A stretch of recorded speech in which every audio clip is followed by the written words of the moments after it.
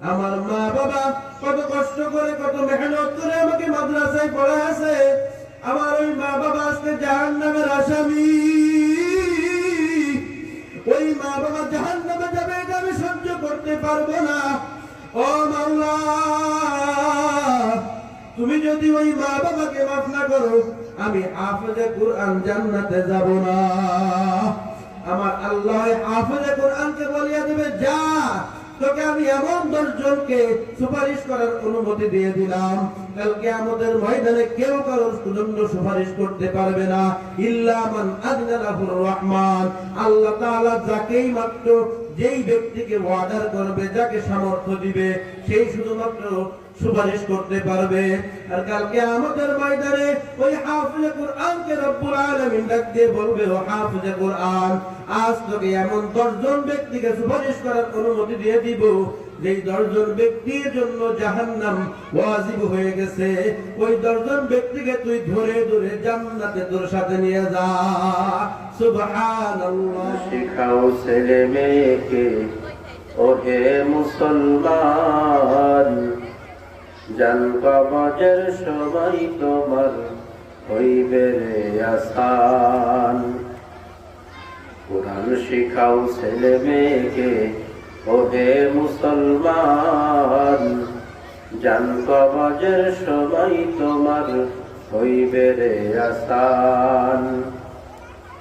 একটা ছেলে হাফেজ হলে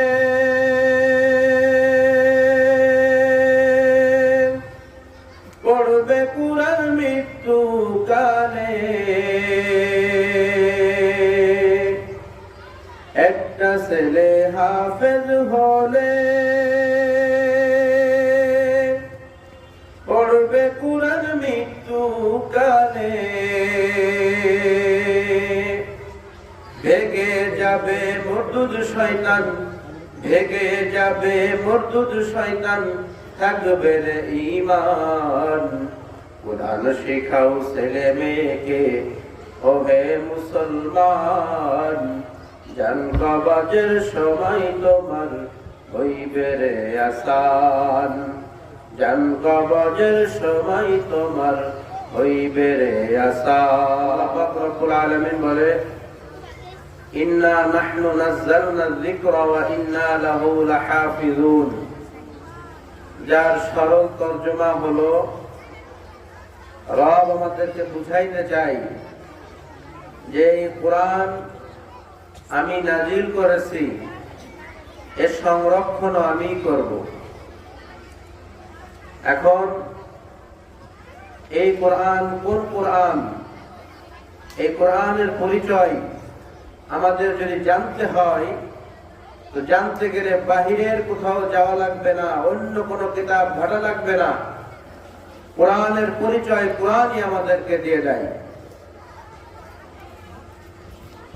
দুনিয়ার মধ্যে এমন কোন কাতেব নাই, লেখক নাই।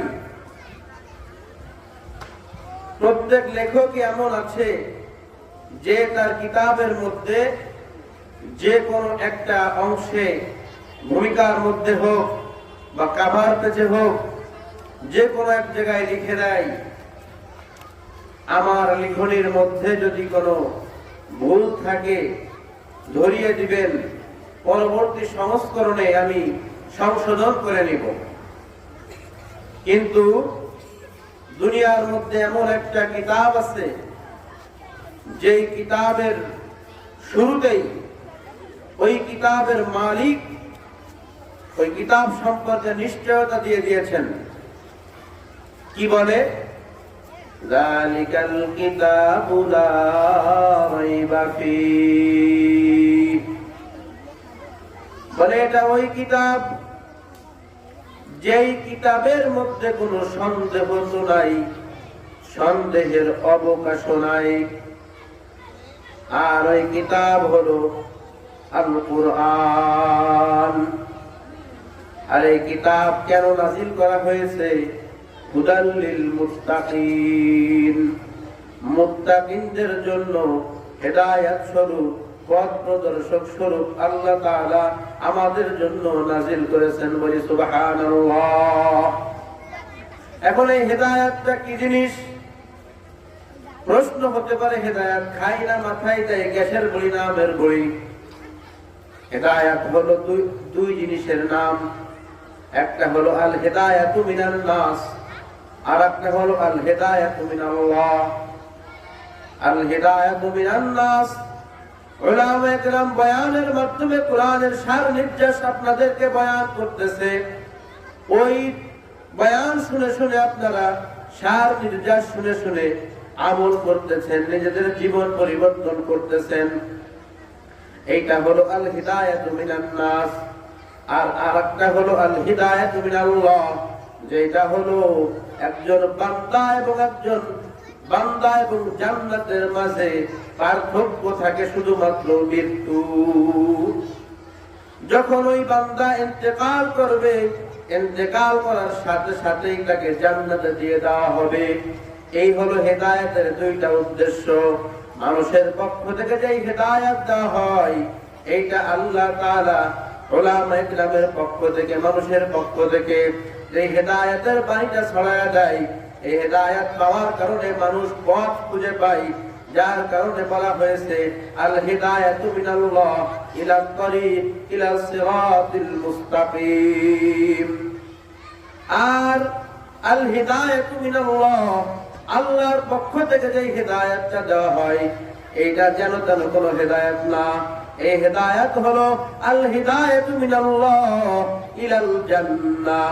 আল্লাহর তরফ থেকে যে হেদায়েতটা দেওয়া হয়, আল্লাহ তাআলা সরাসরি ওই বান্দা বান্দীকে জান্নাতে প্রবেশ করায়া দেয়, বলি সুবহানাল্লাহ।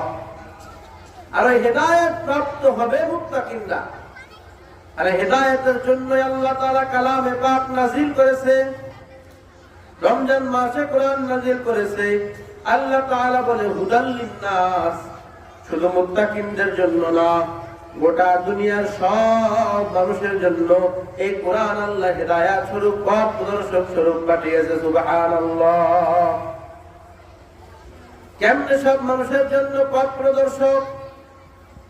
যখন নাকি আমার নবী দুনিয়ায় নবুয়ত নিয়ে অবতীর্ণ হলেন, আমার নবীর উপরে যখন কালামে পাক নাযিল হইল, তখন কাফের মুশরিকের ভরা ছিল আরব। মক্কার কাফেরেরা আমার নবীকে আল আমিন বলে বিশ্বাস করত, বিশ্বাসী উপাধি দিয়েছিল। কাফেরদের বিভিন্ন টাকা পয়সা ধন দৌলত আমানত দিয়ে রাখত আমার নবীর কাছে। কিন্তু যখন নাকি আমার নবী এক আল্লাহর দাওয়াত দেওয়া শুরু করলো, কোরআনের বাণী শোনানো শুরু করলো, আমার নবী যখন বলে ইয়া আইয়ুহান নাস কুলু লা ইলাহা ইল্লাল্লাহ দাখালাল জান্নাহ, যখন আমার নবী এক আল্লাহর দাওয়াত দেওয়া শুরু করলো, ওই যে কাফেরেরা আমার নবীকে আল আমিন উপাধি দিয়েছিল, বিশ্বাসী উপাধি দিয়েছিল, জ্ঞানী উপাধি দিয়েছিল, ওই কাফেরেরাই আমার নবীকে পাগল বলা শুরু করলো। নাউযু বিল্লাহ। আল্লাহ তাআলা আমার নবীর উপরে কালামে পাক নাযিল করেছেন দুনিয়ার জন্য রহমত স্বরূপ, প্রত্যেকটা সৃষ্টির জন্য রহমত স্বরূপ। আর এই কালামে পাকের দাওয়াত আমার নবী দেওয়া শুরু করলো মক্কার কাফেরে ভরা। কিন্তু আস্তে আস্তে আস্তে আস্তে এই কালামে পাকের তেলাওয়াত কেউ পড়ে, কেউ শুনে, কেউ দেখে, এক এক ভাবে আল্লাহ তাআলা ওই কাফেরদের কঠোর দিলের মধ্যে হেদায়েতের নূর জ্বালানো শুরু করলো। এই জন্য হুদাল লিন্নাস, দুনিয়ার সব মানুষের জন্য এই কিতাব হলো হেদায়াত। আর এই কিতাব কোন কিতাব? এই কিতাবের কাছে আপনি যদি প্রশ্ন করেন, ও কিতাব তুমি কোথায় ছিলা, কোন জায়গা থেকে আসছো, কিতাব জবাব দেয় ফি লাউহিম মাহফুজ, আমি লৌহে মাহফুজ থেকে আসছি, বলি সুবহানাল্লাহ। যদি আপনি প্রশ্ন করেন, ও কিতাব তুমি কার পক্ষ থেকে আমাদের কাছে আসছো, ওই কিতাব জবাব দেয় তানজিলুম মির রাব্বিল আলামিন, আমি কিতাব রব্বুল আলামিনের পক্ষ থেকে নাজিল হয়েছি। যদি আপনি প্রশ্ন করেন ও কিতাব তুমি কার মাধ্যমে দুনিয়ায় আসছো, সে জবাব দেয় নাযালা বিহির রূহুল আমিন, আমি দুনিয়ার মধ্যে আসছি রূহুল আমিন জিবরাইল আলাইহিস সালাতু ওয়াস সালামের মাধ্যমে। আমার নবী যখন হেরা গুহায় ধ্যানমগ্ন অবস্থায় আমার আল্লাহ তাআলা এখন ইচ্ছা পোষণ করলেন আমার হাবিবের উপরে কালাম নাজিল করতে হবে।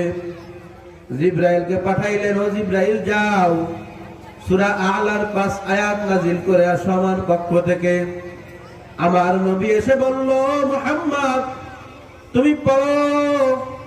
বলে ইকরা বিসমি রাব্বিকাল্লাযী খালাক, পড়ো তোমার প্রভুর নামে যিনি তোমাকে সৃষ্টি করেছেন। আমার নবী জবাব দেয় আমি পড়তে পারি না, আমি লিখতেও পারি না। আবার বলে ও মুহাম্মদ তুমি পড়ো। আবারও আমার নবী বলে আমি পড়তেও পারি না, লিখতেও পারি না। কিন্তু আল্লাহ তাআলার নির্দেশে যখন নাকি জিবরাইল আলাইহিস সালাতু ওয়াস সালাম আমার নবীর সিনা মুবারকে চাপ মারলো, চাপের সাথে সাথে সিনা বা সিনা কালামে পাকের 5 আয়াত আমার নবীর জবানে চালু হয়ে গেল। সুবহানাল্লাহ।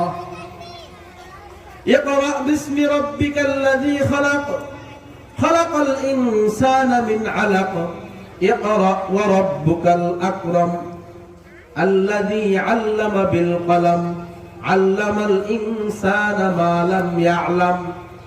আমার নবী বারবার পড়ে। টেনশন, মুসা নবীর উপরে অনেক বড় কিতাব লিখিত আকারে নাজিল হয়েছিল, আমার উপরে তো মুখস্থ নাজিল হচ্ছে, আমি কি মনে রাখতে পারবো কি পারবো না। আমার নবী বারবার খালি 5টা আয়াতই পড়ে বেড়ায়। আল্লাহ তাআলা আমার নবী তার হাবিবের পেরেশানি দেখে সূরা কিয়ামার মধ্যে আমার নবীকে জানায় দেয়, হে নবী লা তুহাররিক বিহি লিসানাকা লিতা'জালা বিহি ইন্না আলাইনা জামআহু ওয়া কুরআনা।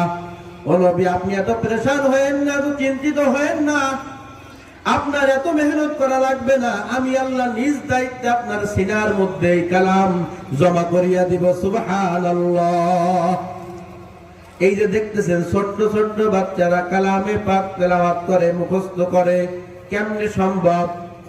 বাংলা ইংরেজি অঙ্ক বই এত তো সহজ না যে মুখস্থ করে। আমরা তো বাংলা ভাষাভাষী, কিন্তু কার সাধ্য আছে একটা বাংলা কিতাব প্রথম পাতা থেকে শেষ পাতা পর্যন্ত মুখস্থ করে শোনায়া দেয়? কিন্তু বাংলার মধ্যে হাজার বললেও ভুল হবে, লক্ষ হাফেজে কোরআন এমন আছে কালামে পাক আলহামদুলিল্লাহি রাব্বিল আলামিন থেকে মিনাল জিন্নাতি ওয়ান নাস পর্যন্ত একাধারে পড়ে শোনায়া দিতে পারবে, এমন হাফেজে কোরআনের অভাব বাংলাদেশে নাই। শুধুমাত্র আমার আল্লাহ নিজ দায়িত্বে তার হামিলে কোরআন, হাফেজে কোরআন তাদের সিনার মধ্যে আমার আল্লাহ কালাম জমা করিয়া দিচ্ছে, যার কারণে আমার আল্লাহর কালাম তারা বহন করতেছে। আপনার আমার মাধ্যমে এইটা সহজ হয়ে যাইতেছে, কিন্তু এই কালাম আল্লাহ তাআলা অনেক বড় সম্পদের উপরও নাজিল করতে চেয়েছিল, পাহাড়ের উপরে নাজিল করতে চেয়েছিল। পাহাড় বলছে আল্লাহ আমি পারবো না, জমিনকে বলছিল, জমিন বলছে আমি আল্লাহ পারবো না। কিন্তু যখন নাকি আল্লাহ তাআলা বুঝলো আমার এই কালামের সম্পূর্ণ হাফেজ হেফাজত করতে পারবে এই মানব জাতি বনি আদম, তখন আমাদের উপরে আল্লাহ তাআলা এই কালাম নাজিল করিয়া দিয়েছে। বলি সুবহানাল্লাহ। আর এই কালাম আমাদের উপরে নাজিল হওয়ার কারণে বাংলাদেশের মধ্যে লক্ষ এমন মা বাবা বুক ফুলিয়ে বলতে পারে আমার সন্তান কোরআনের হাফেজ। এজন্য প্রিয় মা বোনেরা, এই কালাম মানব রচিত কোনো কালাম না, আল্লাহ তাআলার পক্ষ থেকে আসা কালাম। এই কালামের হাফেজ যারা হবে তাদেরকে কিয়ামতের ময়দানে আল্লাহ তাআলা ডাক দিয়ে বলবে, ও আমার হাফেজে কোরআনেরা, ইকরা ওয়ারতাকি, তুমি পড়তে থাকো। তুমি দুনিয়ায় যেমন সুন্দর করে রত্তিলিল কোরআন তারতিলা দুনিয়ার মধ্যে যেমন তার তিলের সাথে তুমি পড়তে ওইরকম ভাবে পড়তে থাকো, আর এক এক আয়াত পড়বা আর এক এক তালা জান্নাতের বিল্ডিং এর মালিক হয়ে যাও। ও মা বোনেরা, আরো খেয়াল করে বুঝবেন, ও বাবাজিরা খেয়াল করে বুঝবেন, যখন নাকি আপনার আমার কাল কিয়ামতের ময়দানে নিজের গুনাহের কারণে আপনার আমার গলায় জাহান্নামের বেড়ি পরায়া দেওয়া হবে, যতই বাহাদুরি করি না কেন দুনিয়ার মধ্যে সব বাহাদুরি চোখ বুঝলেই শেষ। কিন্তু কাল কিয়ামতের ময়দানে আপনার আমার গলায় যখন জাহান্নামের বেড়ি বেঁধে দেওয়া হবে, জাহান্নাম ওয়াজিব হয়ে যাবে, তখন আপনার আমার সন্তান, আপনার আমার নাতি পুতারা আল্লাহ তাআলার দরবারে যায় ঝগড়া শুরু করবে। ও মালিক, আমার মা, আমার বাবা, আমার দাদা, আমার দাদি, আমার লজিং ম্যান, ওই এলাকার যুবকরা, ওই এলাকার মা বোনেরা, ওই এলাকার মুরব্বীরা আমাকে অনেক মহাব্বত করতো, অনেক ভালোবাসতো।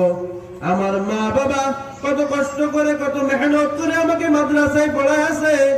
আমার ওই মা বাবা আজকে জাহান্নামের আসামি। ওই মা বাবা জাহান্নামে যাবে, এটা আমি সহ্য করতে পারবো না। ও মাওলা, তুমি যদি ওই মা বাবাকে মাফ না করো, আমি হাফেজে কুরআন জান্নাতে যাব না। আমার আল্লাহ হাফেজে কুরআনকে বলিয়া দেবে, যা, তোকে আমি এমন 10 জনকে সুপারিশ করার অনুমতি দিয়ে দিলাম, কাল কিয়ামতের ময়দানে কেউ কারোর জন্য সুপারিশ করতে পারবে না, ইল্লা মান আযিনা লাহুর রহমান। আল্লাহ তাআলা যাকেই মাত্র, যেই ব্যক্তিকে ওয়াদার করবে, যাকে সামর্থ্য দিবে, সেই শুধুমাত্র সুপারিশ করতে পারবে। আর কাল কিয়ামতের ময়দানে ওই হাফেজে কুরআনকে রব্বুল আলামিন ডাক দিয়ে বলবে, ও হাফেজে কুরআন, আজ তোকে এমন 10 জন ব্যক্তিকে সুপারিশ করার অনুমতি দিয়ে দিব, যেই 10 জন ব্যক্তির জন্য জাহান্নাম ওয়াজিব হয়ে গেছে। ওই 10 জন ব্যক্তিকে তুই ধরে ধরে জান্নাতে তোর সাথে নিয়ে যা। সুবহানাল্লাহ।